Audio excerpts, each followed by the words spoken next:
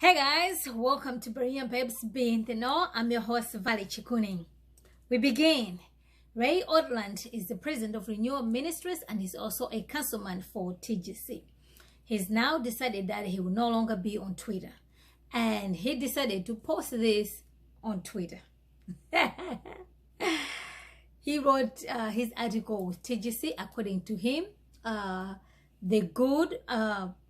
the bad outweighs the good on Twitter, and it's time consuming, and he doesn't think that he has time anymore, so he will no longer be on Twitter, but he has kept his history record on Twitter, and he's glad that he's made some friends, and he believes that okay, you need to know people face to face.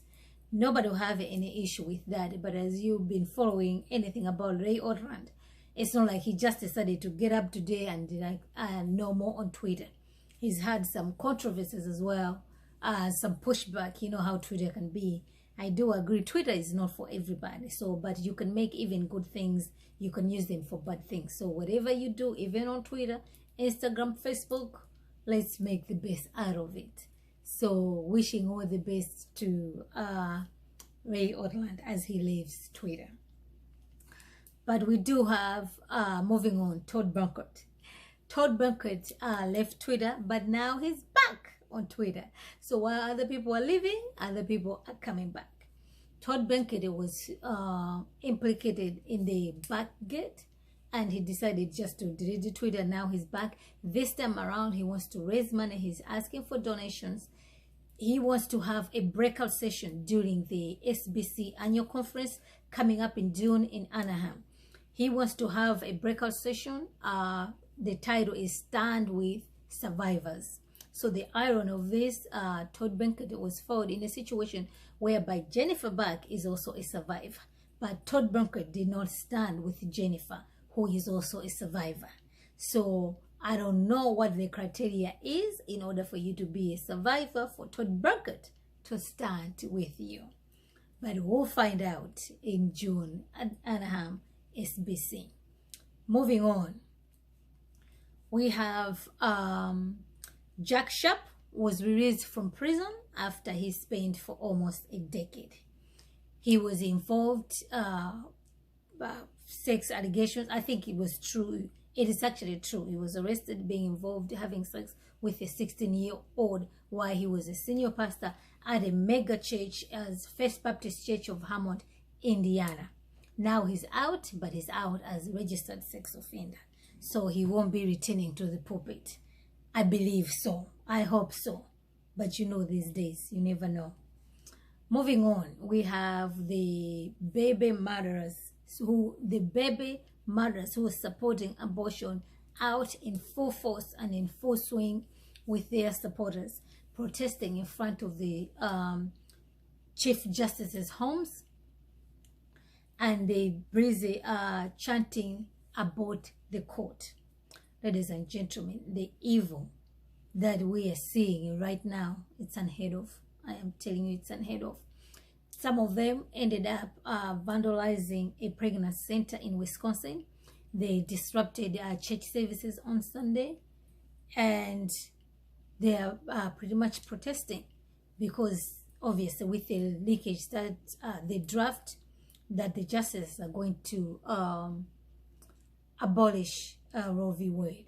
So I hope that these justices will stick to it. They are not going to be influenced with the mob rule that's going on right now.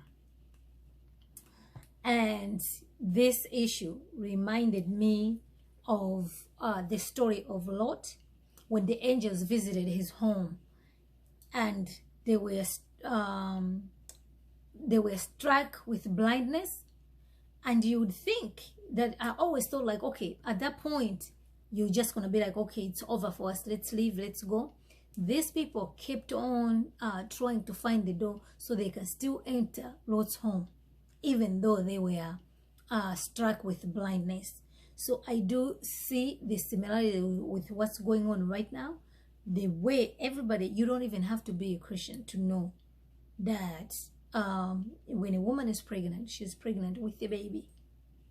And if you go to Planned Parenthood, if you abort that, that's murder. You can see it. So the way people are protesting right now, the way they are supporting this, reminds me of that story. While we are still on this issue, moving on, the SBC Dwight McKissick, a senior pastor of Cornerstone Baptist Church in Arlington, Texas. Well, he has just come out of the closet. He's pretty much a pro-choice. I don't like to be, you know what, I'm going to stop saying pro-choice. He's pro-murder. Here's what he wrote. According to Dwight McKissick, he's very influential inside the SBC. Pregnancy is a consequence of a choice. The child conceived merits independent legal recognition and protection, as is recognized by law when a pregnant mother is murdered. Pregnancy resulting from rape is not a consequence of mother's choice. Government has the right to allow legal abortions when the life of the mother is at stake. And when pregnancy is resulted from rape or incest, it's reasonable that exceptions can be made in these two instances. Outside of this, abortion should be unlawful, and that would be real reproductive justice. Real reproductive justice.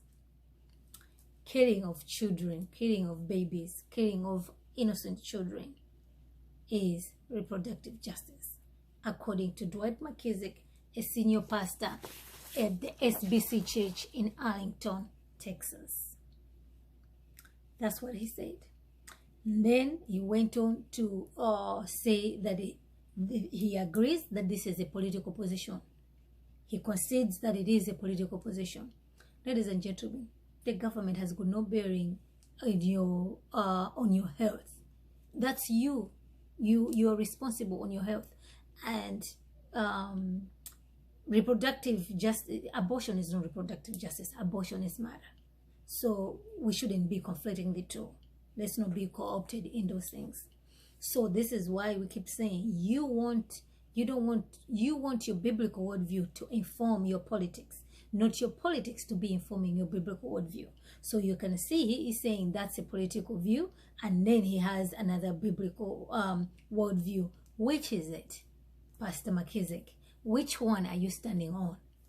Which one are you standing on? So it is imperative. Let's use this time around, this situation, to have good, godly conversation. It's a shame that you have people who profess to be evangelicals, who profess to be Christians, even pastors, that they're thinking that it's okay a woman to kill their child simply because they were raped. If a man rapes a woman, he deserves death penalty.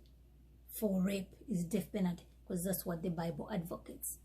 There's no reason to kill a child simply because a woman has been raped. Two wrongs don't make it right. So yes, she's a victim of rape, but she's also a murderer if she kills a child. There is no any good reason to kill children. But we know that God is able. These people who are out there advocating for to end abortion. As we move on, the bill HB813, HB813 in Louisiana passed the House committee with 7-2. So on Thursday, it's going to go on the House floor where it can be voted. Either it's going to be voted into law or it's going to be struck down. So if you're out there in Louisiana, get yourself to the Capitol. There's people already on the ground who are supporting this bill, and they are going to be giving signs to people so that the lawmakers, your representative, as they're passing through, they can see they need to vote yes on HB813. They need to vote yes on HB813. Right now, the leakage of Roe v. Wade and the justices who have been threatened is causing the representative in Louisiana to be fearful. So the pro-life is not supporting the HB813. The Planned Parenthood lawyers, they have money, they have resources, so they are threatening these lawmakers if they dare to vote yes on HB813. So the people on the ground there, according to End Abortion Now, Jeff Debin, Action for Life, they say that people are being threatened, they are fearful. So brothers and sisters, please be in prayer that on Thursday this bill will pass. So if people are able to go there, they need to be at the Capitol by 12:15. They're going to have a rally before before the voting. The voting, I think, takes place at 2 p.m. So pray for our brothers and sisters that this bill should be passed, because it's actually a very good bill protecting unborn children from the womb to the tomb, right? And life begins at conception. So this is exactly what this bill is supporting. If a woman kills a child, if a man is forcing a woman to kill a child, you will be charged. You'll be charged with murder. It's considered a homicide according to this bill if it passes. And let's pray that it does so. So the things that the likes of Karen Swallow Pride, Dwight McKissick, the EIOC is not helping. The Christine Dumas is not helping. As Christians, we should know, thou shalt not murder. Okay, so let's be in prayer. The evil is going on right now within our nation. All right, lastly, we do have the Puritan Conference that's going on, that's coming up in October at Grace Community Church. They are hosting the Puritan Conference from October 5 to 7, 2022. They do have good speakers. Joe Beakey, I think he is the king of the Puritan.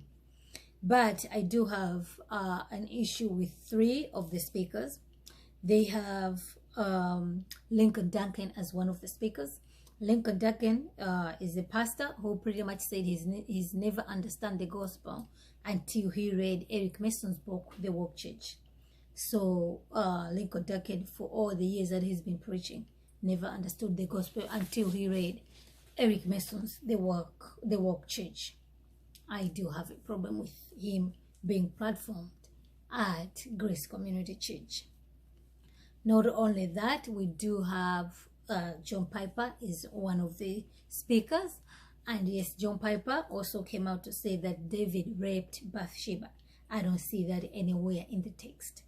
And Dr. Piper used the Me Too language when he was describing the situation.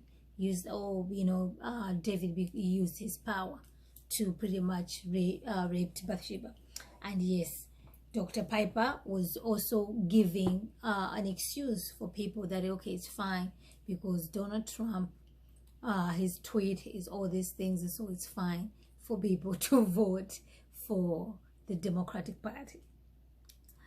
I also do have an issue with that. So, but he is speaking at October 5 to 7 at Grace Community Church, where Dr. MacArthur is the senior pastor. Another one is Kevin Deyoung. Kevin Deyoung, to me, is like 1 foot is on this side, 1 foot is on this side. He operates in the middle. There's nothing like that. Neutrality is a myth. So what exactly are you saying in this or that? Those are the things that I've seen with Kevin Deyoung, especially when it comes to the CRT. He'll go, 50%, then he'll just leave the other 50%. Or sometimes he'll go all the way, and then sometimes he'll go the other way, just all over the place. So personally, I don't like that. I would like to see you. This is where you're standing. Okay, then I can engage you based upon where you're standing. Okay, I know exactly where Eric Mason is standing when it comes to the so-called CRT. I know exactly where Jamaat is standing, the cow J. Howard, right? So when you're talking with them, when you're critiquing them, you know where they're standing. I don't like people who are like, okay, they're on this side today, the next day they're on that side. They're on this side, they're on this side. I personally find it not to be, I just don't like it.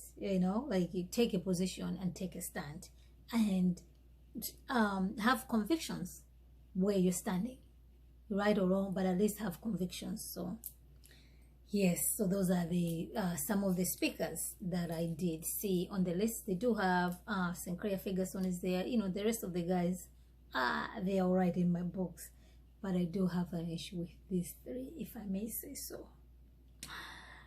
But they are brothers in Christ. I'm not kicking any of them in the kingdom, but I just believe that they are being wishy-washy on the things that they shouldn't be.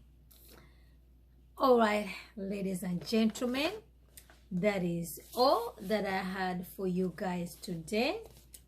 I hope you find this to be helpful to you. Be sure to subscribe. Follow me on Twitter, Instagram, and Facebook. On Friday, 7 p.m. tune in. We'll be talking about homeschooling and home management. I'm going to have a special guest, Ari. She's doing all this, so come in. You'll have an opportunity to ask you questions if you're considering homeschooling, what you can do, you know, the best ways how to go about it, and what does home management look like for a lady who is on the ground, who is doing it. So be sure to tune in on Friday at 7 p.m. Friday, 7 p.m. homeschooling and home management with special guest Ari. More coming this week, so stay tuned. Just hit that notification bell because there's a lot of stuff coming in. That way you won't miss anything. That way you are in the know. All right, ladies and gentlemen, thank you for watching and thank you for commenting and subscribing. Until next time, remember to be in the know.